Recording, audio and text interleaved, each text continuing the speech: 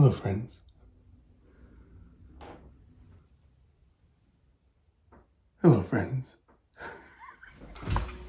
That's about as close to an impersonation I'm going to do for Uncle Larry.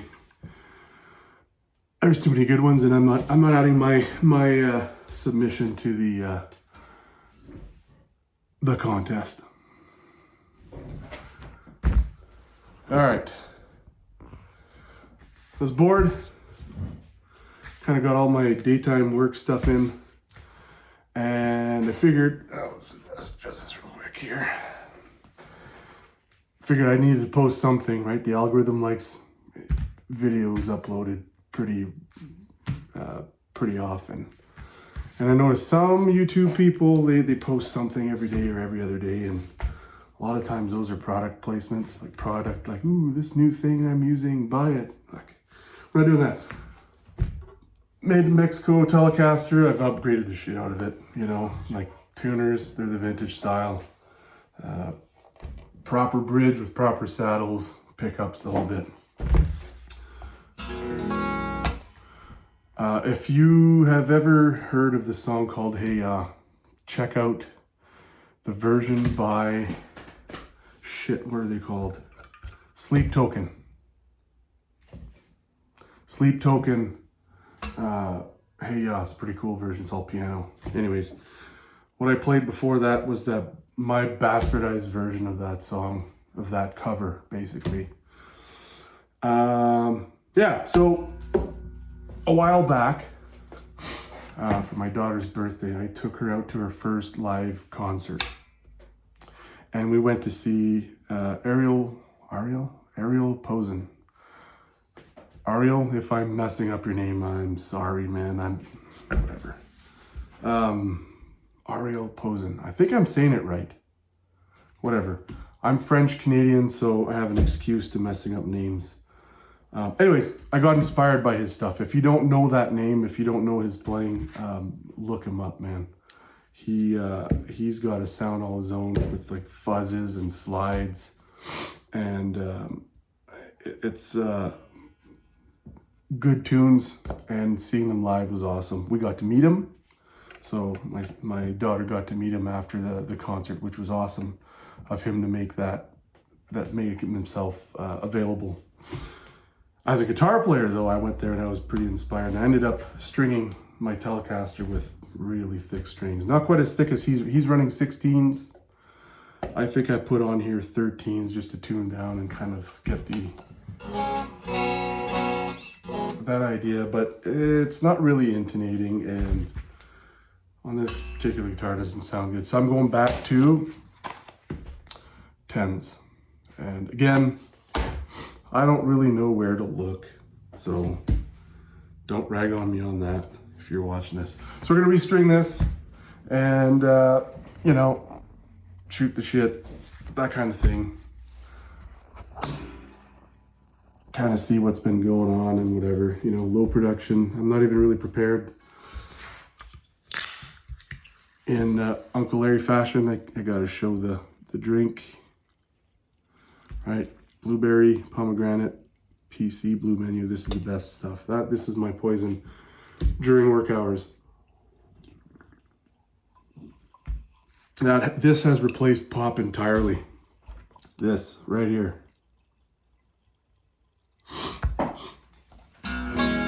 So this never really intonated right from the get-go. I'm not really surprised by that. I could have probably fiddled around with it more, but I'm done with that, going back to regulars. And see if we can do some more Telecaster type stuff.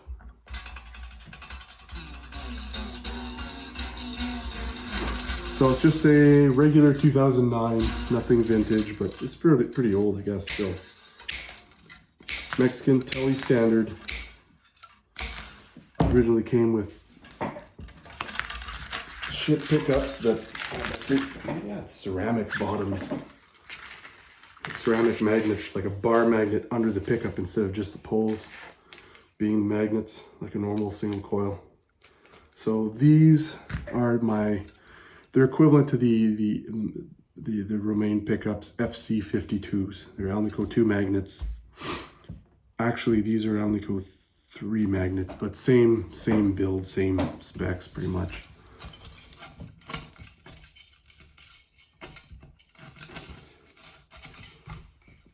Yank all these out.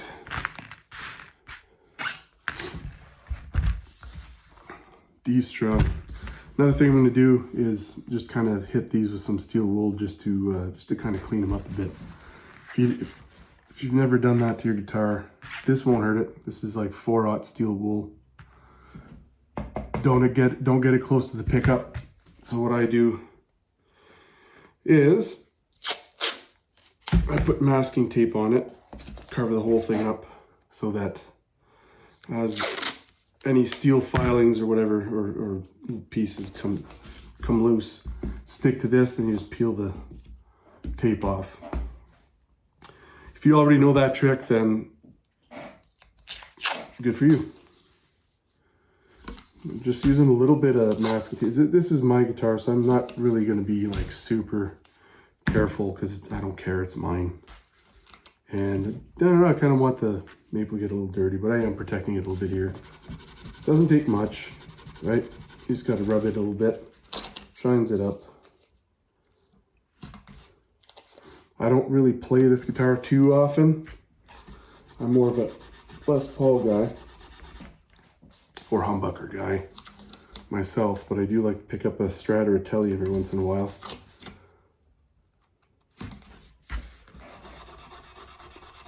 Not much new on the go as far as the home front goes. We did actually get 2 new cats on Sunday. 2 little young ones that are supposed to be good with each other or good with other cats. And we were hoping they'd be good with kids, but of course we brought them home and they've been hiding under beds ever since. So we have cats somewhere in the house. All I know is that every once in a while it smells like shit because one of them drops a deuce. Oh, and one of them has really bad gas, so he eats and then he farts up a storm. So that's been the last couple of days here was feeding cats that you can't find, that you don't know where they are, and breathing in cat farts and other cat fumes. So that's been fun. The plus side of that is that they're not really doing much different than our previous cat that you've met in the previous episode.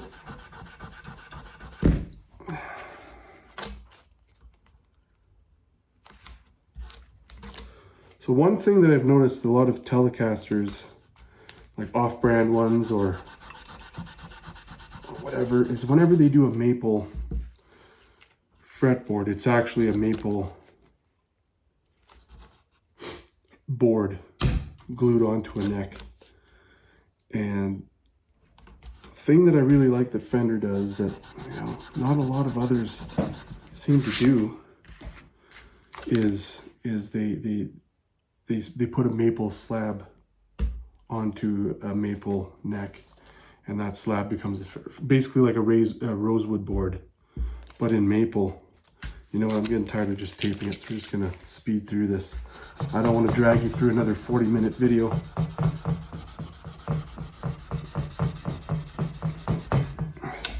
So this one, like a lot of the Fender ones, like these are the ones I like, where the fretboard is the neck. There is no 2 pieces glued together. It's all one piece of maple. I don't know if it actually makes that big a difference sonically, but from a preference standpoint, I do prefer that over a glued on one.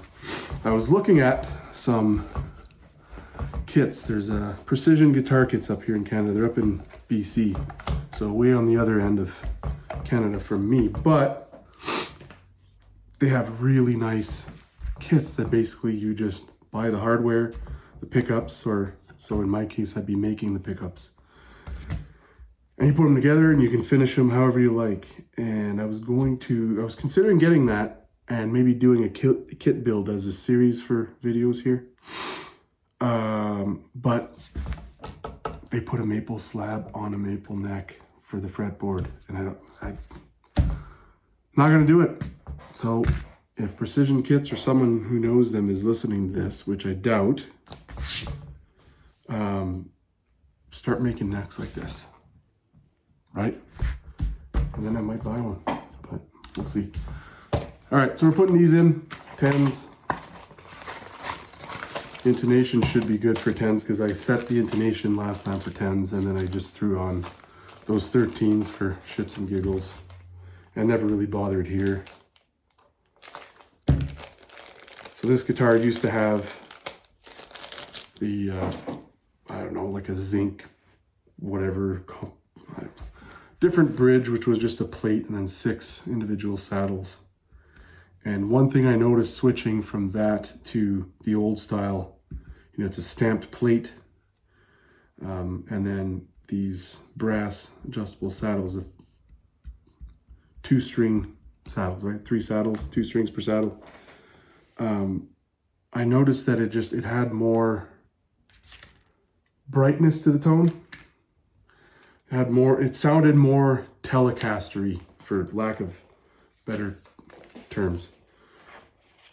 And I'm going to do something that you're not supposed to, but I'm just going to kind of buff this up a little bit. I don't like the way it's aging here. Of course, I went and scratched up the fucking scratch plate. Ah, fuck. Okay, well, it's my guitar. I take a lot more care with other people's guitars. Free relicking, I guess. I forgot what I was saying. But yeah, these, like switching these to a stamp style bridge just gave it more of that Telecaster style ring. I noticed it immediately. And well, you got a lot of people that go online, they start arguing and showing, you know, findings or recordings or comparisons of different hardware and showing that it doesn't matter what the bridge is made of or the construction or the design of it, and they'll argue tooth and nail that it all sounds the same, and the sound's all in the pickups and the string vibrating between the 2 points, and nothing else matters.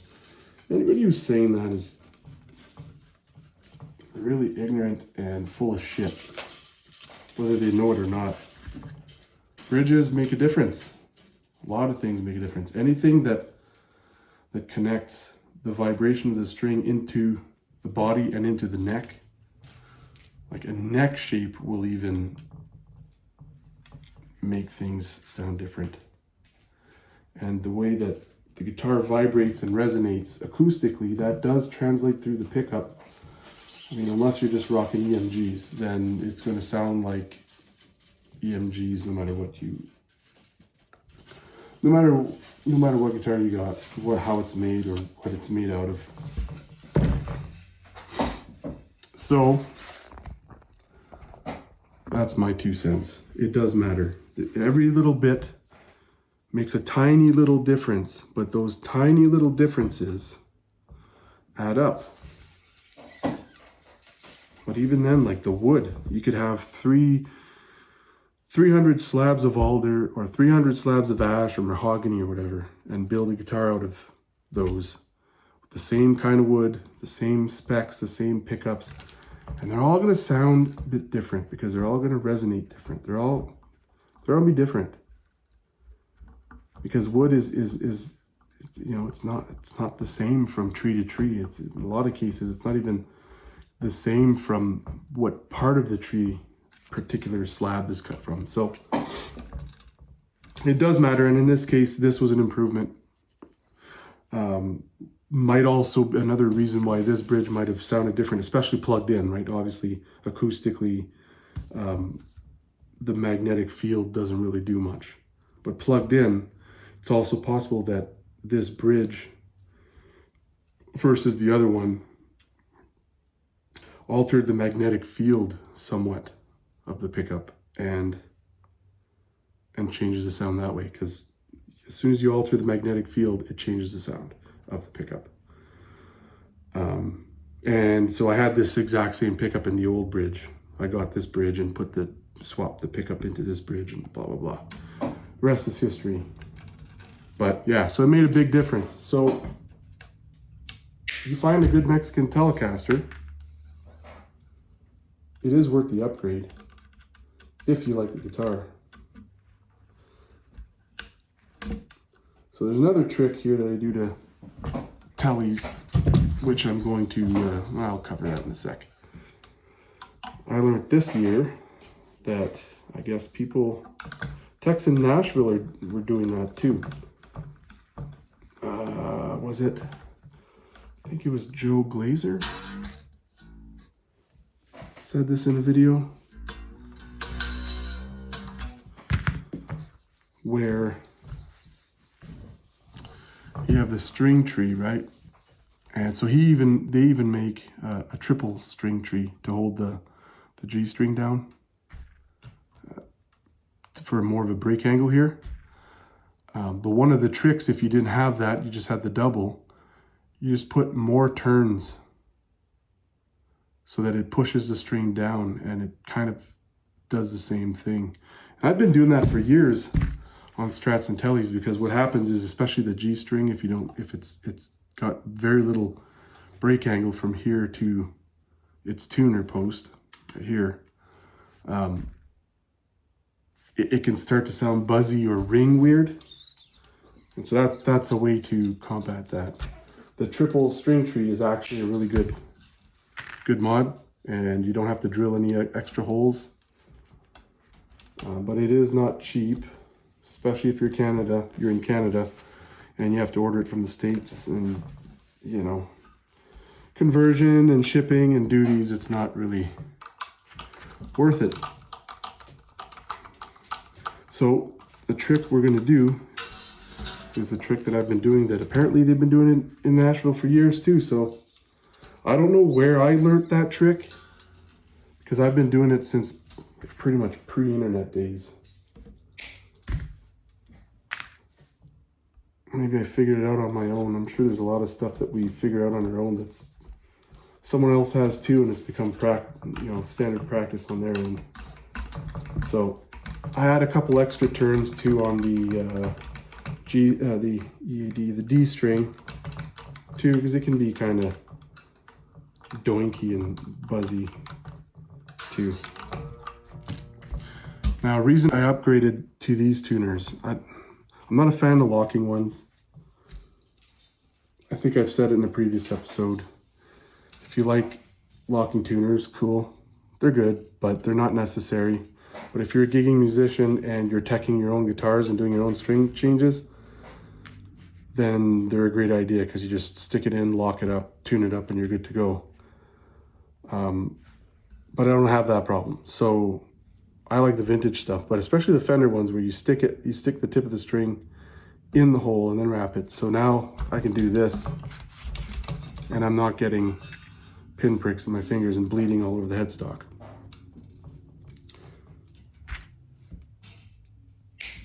So I've cut this string, the D string, a lot longer than the others. I put it in, kink it, wrap it around a couple times, and then hold the string tight with tension. And that'll give us enough turn so that it holds the string down. You get more pressure on the nut, and you're not going to get that buzzy doink kind of sound.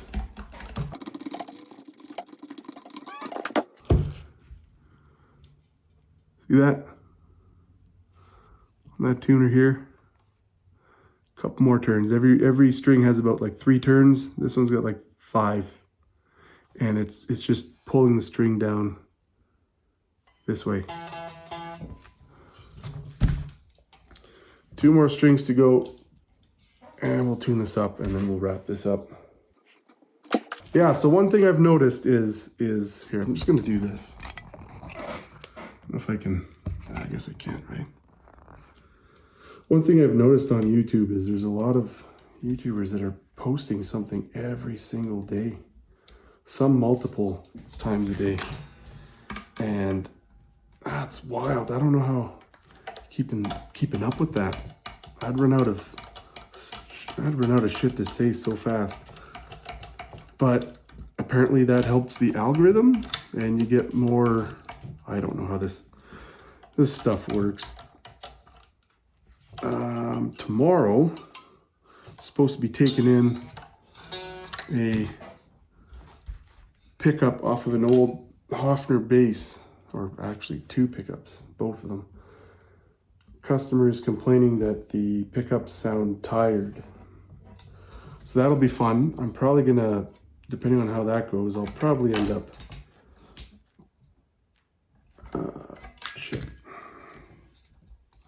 probably gonna end up doing a video on that, because that'll be interesting. It's not every day that you can dig into an old Hofner bass pickup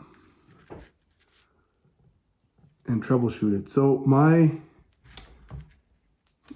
I estimate that what's going on with that pickup is that it's either the magnets have gone weak to the point where it just sounds dead, or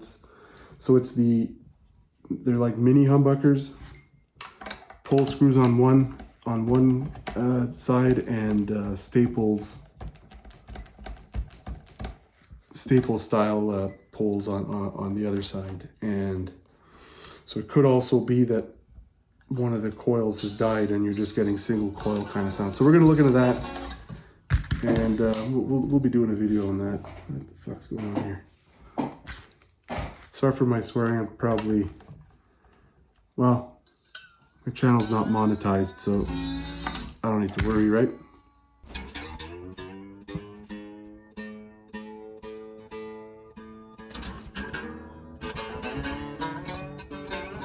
So the last couple days we had quite a bit of snow.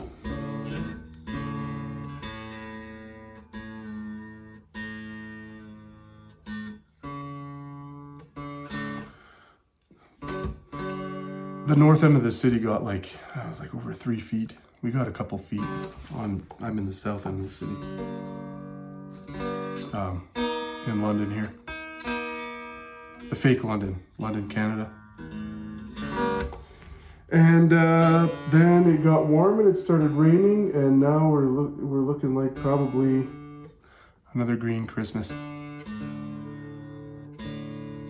Unless we get some snow last minute, but it's not looking good. If we're looking at like the past couple Christmases, they've been pretty green.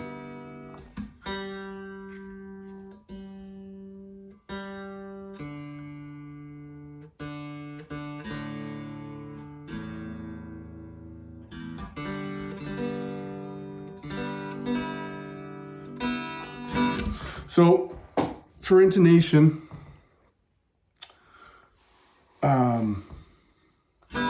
in case you don't know how to do that, 12th fret, right? You do your harmonic, check the tuning on that.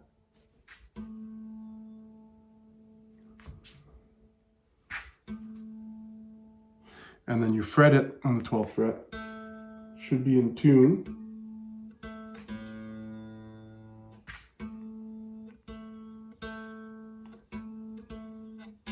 Sounds a bit sharp, but ear by ear a little bit.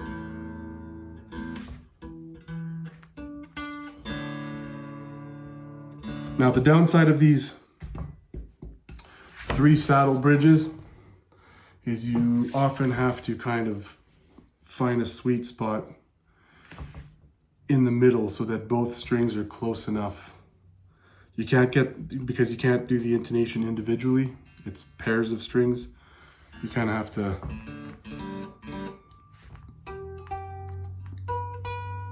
find a happy medium.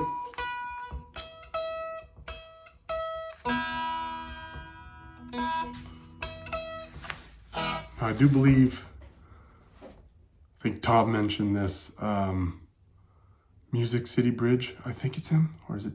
maybe it's not affiliated with that. Maybe it's Joke Lacer, or maybe it's Croons. There's a place that sells these kinds of saddles, and I think they've got some kind of shape to them where they compensate so that they intonate individually better, right? There's less compromise that's needed to get it intonated. I don't have that. I don't know if this guitar is really worth spending it, but if you're in the States, probably.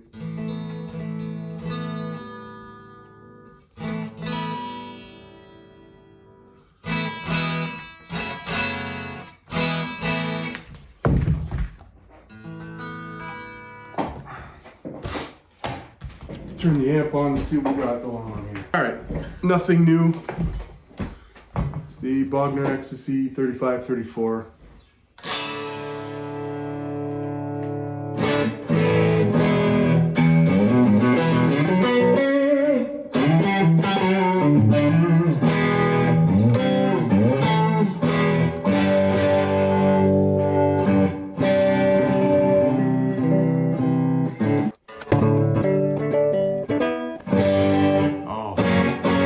Instantly feels way better. It did not like those strings.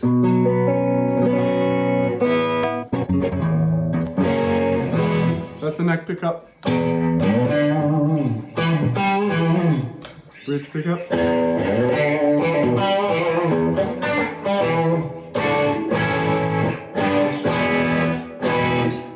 No mic on the cab today. It's all just through the phone. I'm trying to do this real quick. One thing I modded here too is this plate here, the stock plate and the stock Tele setup, the volume knob is actually just a little bit closer here. And what it does is it's a very tight spot, a space between the volume and the pickup selector to get in there.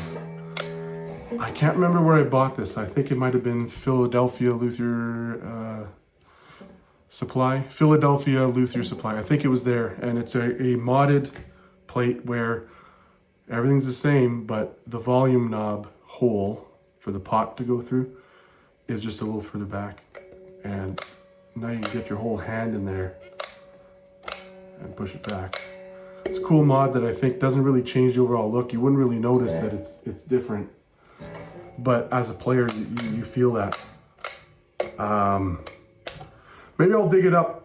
I'll dig up and I'll put a link. It's not an affiliate link or anything like that. I don't have any of that shit. But if you're a Tele player and you have the problem of having to, you know, get get into the switch, there'll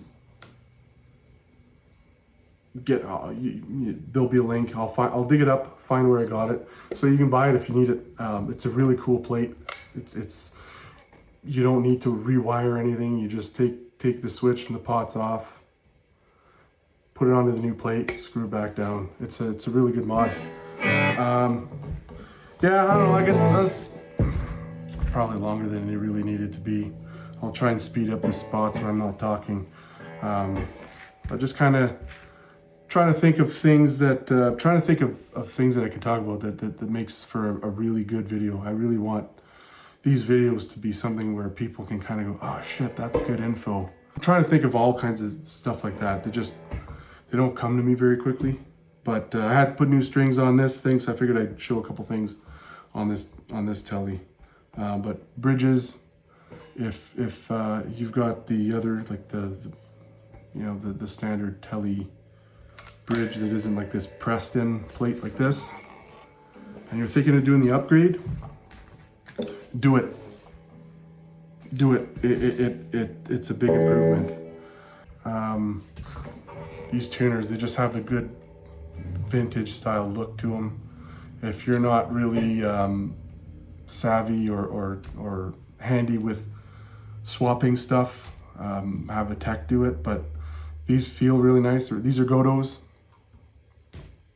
and what I like is there's snag free, right? You got no little sharp tail sticking out. And if you string it right and your wraps are clean and they're tight, they won't go out of tune unless you got a whammy bar and you're using it, and then whatever. But you don't need locking tuners, just string it right. That's it, man. The cats didn't even come out, so you don't get to see them. And we'll catch you on the next one. We'll see what else comes up.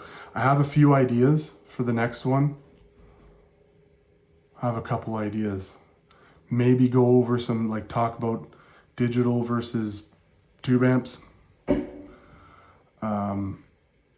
And there's a specific video that I want to see if I can borrow a clip, but I got to contact the guy who has it on his channel to see if I can just use a snippet of it and link to his video so that you can go see the rest of it. Just because he gets a tone out of a specific amp that blew me away this year. I didn't. It's a Fender amp, but I did not know that a Fender amp, especially like the black panel ones, can do those tones, and he gets those tones plugged straight in, no effects. That blew me away. I'm not gonna lie, I kind of want one now. But then there's the whole Tone Master thing, and then there's the Quad Cortex, and I'm not a digital guy, and I'm a bit of a Luddite when it comes to gear. I like the old tube stuff, and the less amount of knobs, the better, as long as there's a 3-band EQ. And a master volume if it needs one, like if it's a really loud amp otherwise. But it's a world that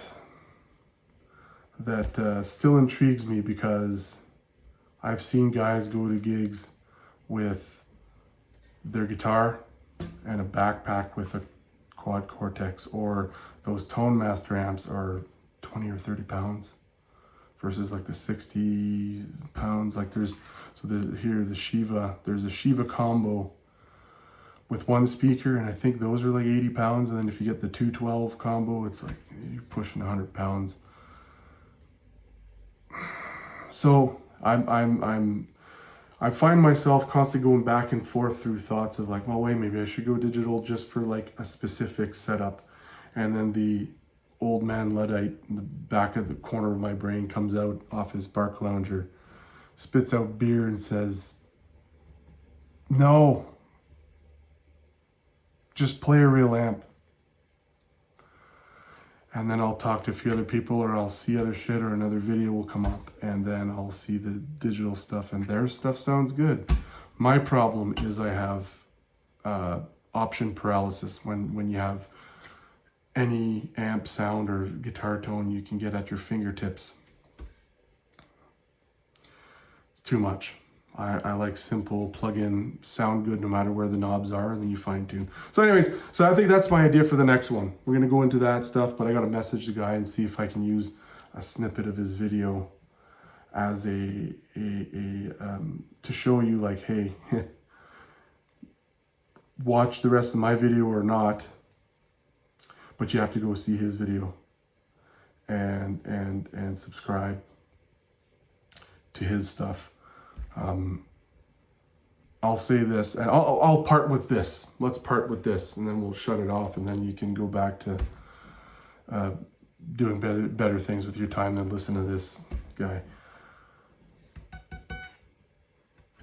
We live in a world as guitar players in the guitar community at a time that there's never been a moment or a point in time better than this.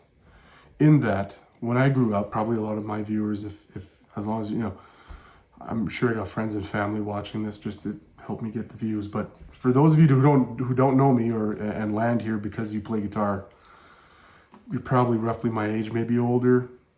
I think the younger ones are kind of going straight to digital and all that new kind of playing. So I don't know if that's my audience necessarily. If it is, cool. If you're watching this, cool. If you're a young guy or girl watching this and you get something out of it, awesome.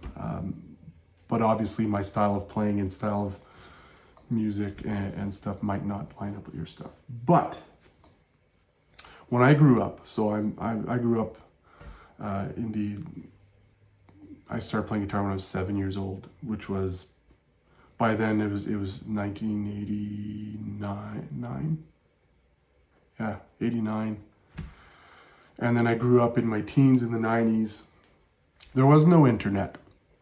So you had to find new things guitar related, either through someone showing you. Like there's been a time where there was a friend of mine had an older brother, and his older brother played guitar, and his older brother had a friend who was just this wizard on guitar. I thought it was a wizard at the time because he could do all the way up and down.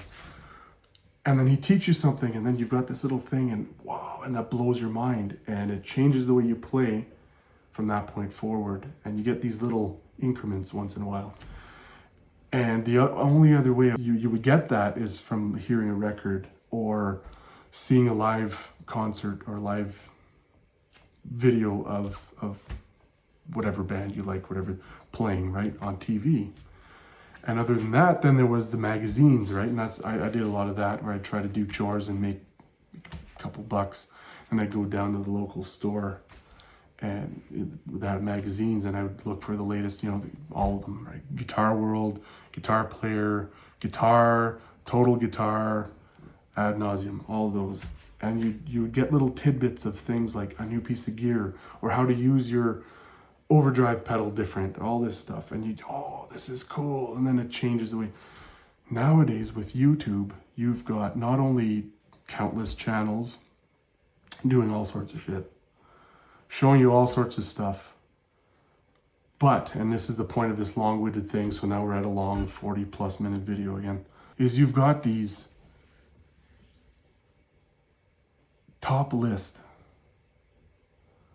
studio session players doing YouTube, and they're showing you stuff. The stuff they're playing is insane. Like the stuff they're showing you is just so cool. I don't know, I find it cool. And I recently, just from that, I can name off a few names, I've already mentioned them in previous videos, that excited me back on playing guitar again. And I've the last time I felt like that was when I was 12, 13, and the first time I heard Metallica. What is that? Because I was raised on country and Beatles, CCR, Eagles, that sort of stuff. And then I've heard that, so then I heard Metallica. And that was from, I think, an older cousin of mine visited, their family visited for a weekend, and and I heard Enter Sandman and Nothing Else Matters. All of a sudden, I need an electric and an amp with distortion, but I had a flat top. Then I heard, the first time I heard Pantera. Cemetery Gates, we were in Quebec, and I had a few cousins my age, a bit older, in Quebec, and one or two of them play guitar too. And they showed me Pantera. What was that, right? You know, Dimebag. Man, that guy had this bluesy style and then technical style, and his riffs and rhythm and groove, but it was heavier than anything else I'd ever heard. I remember the first time I heard Korn. What the hell is that? Tune your guitars down to try and learn their songs, and you find out what? They're playing a 7-string? I remember the first time I saw a 7-string. This is all like between the age of like 11 and 15. Magical 4 years. I remember walking to a music store in a town called Timmins, Ontario. You probably never heard of that place, and if you did, then you're related to me, or you're one of my friends. And they had this Ibanez, it was black, and it had 7 strings, and it was tuned standard with the low B, and that was mind-blowing. Like completely different animal. Down the road, I eventually got a 7-string, and that was cool. I did that, and then eventually traded it for something else down the road. But after that, the last one that really got me, and I think it was probably around 13, 14, I had a sleepover at a buddy's place. We were kids. And he's like, do you mind if I put music on? Like, cool. So we're like sleeping in this big room. I was on the floor over here, and he was on the floor over there. He had a messy room. He had shit all over the place. And he puts on this record. And I had been raised on country and Eagles and Beatles and all that. And I remember being told, you know, a good band is when you've got good musicianship, but also good vocals and good harmonies. And harmonies, when you have good harmonies, you know you have a good band. That's how I was raised musically. So he puts on this record, this friend puts on this record, and it's the heaviest, darkest thing I've ever heard. And it wasn't heavy like Pantera or Metallica with the chicka chicka chicka. It was just heavy with this dark sadness and gloominess with just like a splinter of sunlight. And for some reason that I resonated with that sound, that style, more than anything else. And I didn't sleep a wink that night. I grabbed his CD case. We used to have those, right? Remember cassettes and the J cards? You flip it open, and then the CDs. You open the booklet and read the liner notes. I read the liner notes and I read the lyrics as the songs were playing, front to back. And that's when I realized the first song, I had recorded this years ago, like the years before. Well, years before, probably not years before, a while before. This album came out in 95. And it had this, I recorded it off the radio. We had a power hour on Fridays, like 9 to 10 o'clock or something on the radio, where they played heavy stuff. And I would sit there with a blank tape and, oh, this song's good. And I discovered this song and I didn't know who it was. I missed the announcement of who they were playing. So I didn't know who the band name was, whatever. And that's when I realized, wait a minute, the first song on this CD is that song. I finally know who that band is. It was Alice in Chains. So those who know me know that I'm a huge Alice in Chains fan. That's why I've got one of his guitars here, and I'm into the Bogners. And so that was probably the last time where I heard something guitar-wise or musically that really excited me to the point where it changed my life or my world or my view musically. Just a quick edit. The album, the Alice in Chains album I was talking about, was Three-Legged Dog. And the song from the radio show was Grind. So the Alice in Chains self-titled album was with the three-legged dog on the cover. Man, that's a good record. A lot of layers there. So that's what I was talking about. Fast forward to a couple of years ago with these session players on YouTube, and you know, you hear them playing a chord. What's that chord? And you learn it. Oh shit, that's a really nice chord. Or a little lick or a run. Or they explain something that you sort of already did but never really noticed. So now that they've pointed it out and you're like, oh, I already do this, but I didn't realize. But now that I know I do this, I can apply it on purpose as opposed to by accident. And so with that, I've had that same excitement that I had as a kid and as a teenager in regards to guitar now. So we live in a really great time where they're giving us all their time and through these videos for free. They all have, a lot of them have lessons where you can pay and you get more in-depth lessons, but we didn't have that access to these people. Right? Like these people were in sessions, in studios, and doing sessions for high profile. Like they've all played on records that we've listened to that we won't even know that they played on. But we now have a window into kind of like a hangout with a buddy, and they're showing you stuff while you're having a coffee or a beer or bubbly or whatever, right?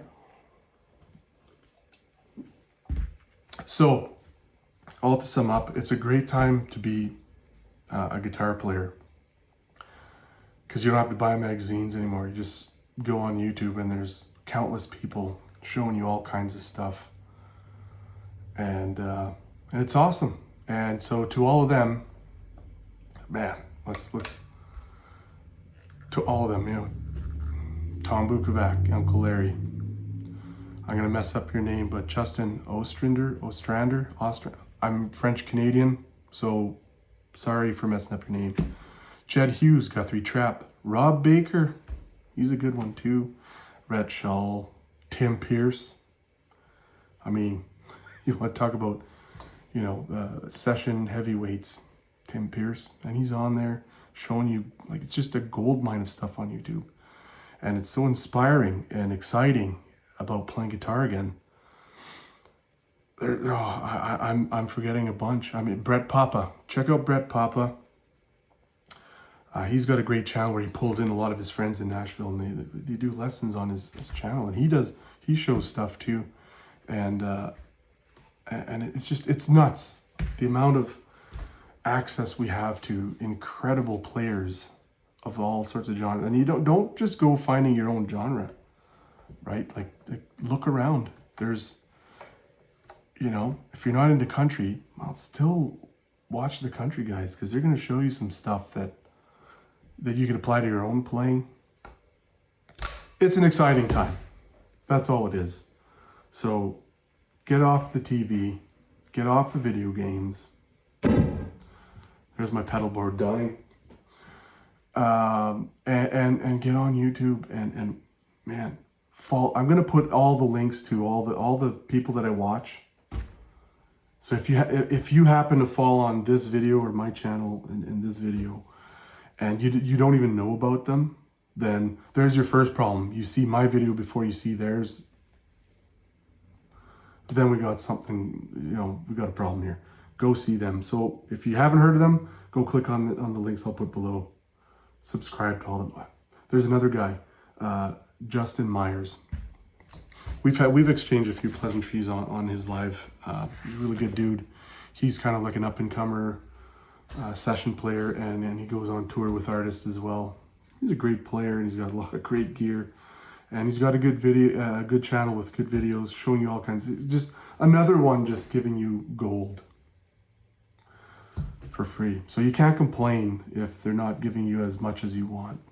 They all do lessons. You can buy those too, but do yourself a favor and go watch them, subscribe to them. And yeah, watch my videos too, if they give you something, if you learn stuff, or if you just like the hangout. On that note, we're 50 minutes in. I'm going to try to cut this down. Have a good one.